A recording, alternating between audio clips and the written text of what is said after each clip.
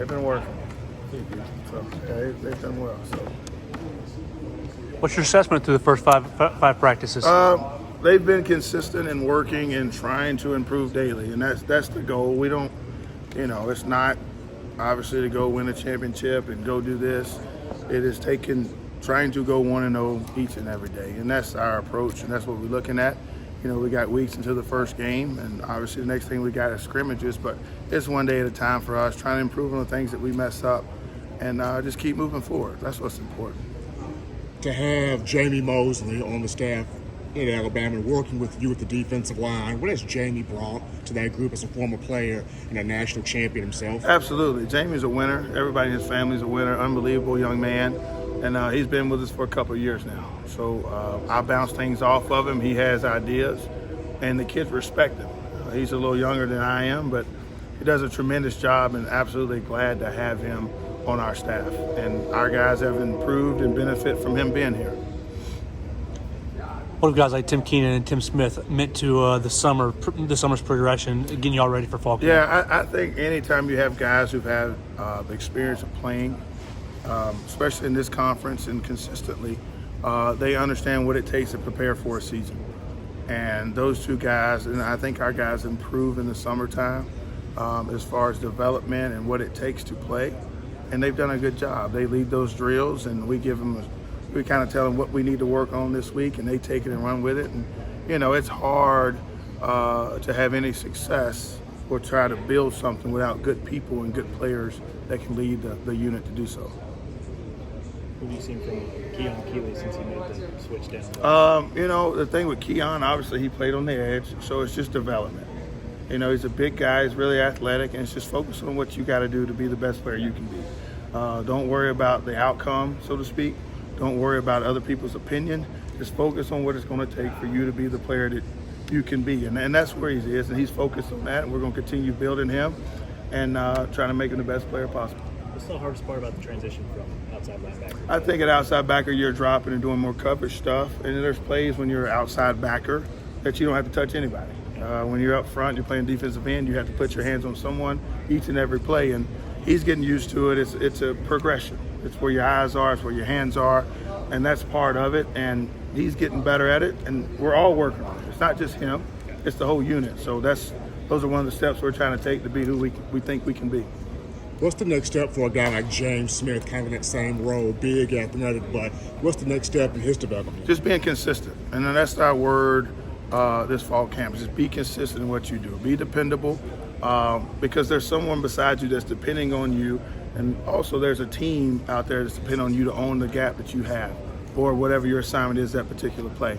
But that's what it is. Just be consistent. Do your job, all right, and then we can continue to get better doing it that way. Kalen said that the D-line as a group has been the most consistent he's seen so far. I think we've made some strides. We got a long way to go, and we're going to keep working.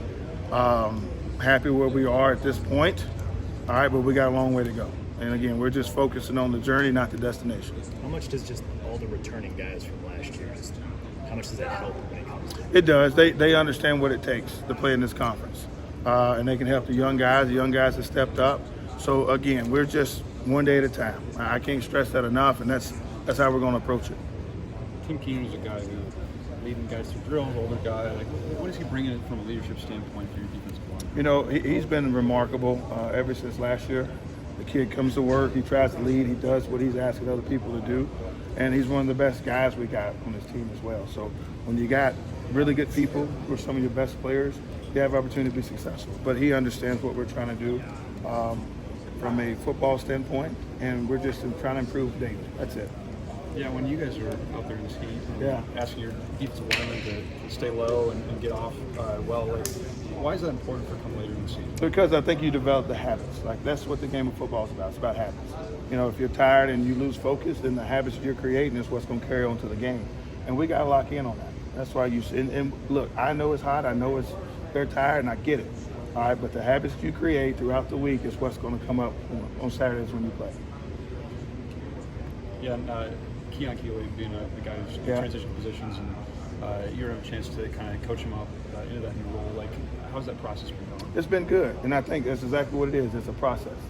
And like I told him, you just focus on what it's going to take you to be successful. All right, and at that point, it's his eyes, his hand placement, his footwork, what I got on assignments, and that's every guy in the room, not just Keon. So we're trying to improve daily on things that we mess up, and when we do individual the next day, it's going to be things that we messed up the previous day. And that's kind of the approach we're going to take, and that's how we're going to go about it. Kane was talking about how Coach DeBoer doesn't get too high or too low. And Yeah. he said, maybe I get too high sometimes. Where are you in that? And then what have you noticed? I'm in the Coach- middle of both of them. You're in the middle. What do you know about Coach DeBoer about how? What No, have you and observed so I far? think you have to do that. I think he is steady, and I appreciate it. And obviously, if he's like Coach Saban, that's also okay. But everybody's their own person, and they respond to things how they choose to respond to them.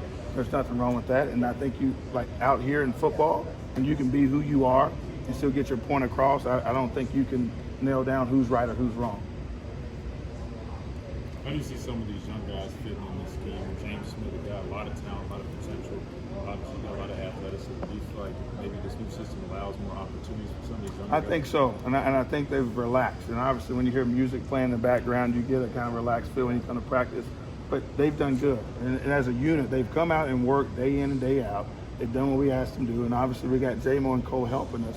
So they're surrounded by guys who want to see them be successful, and they embrace it. And that's all you can ask as a football coach, anything else. They come out and they try to give you what you ask them to do on a consistent basis, and that's how we're going to try to continue to get better.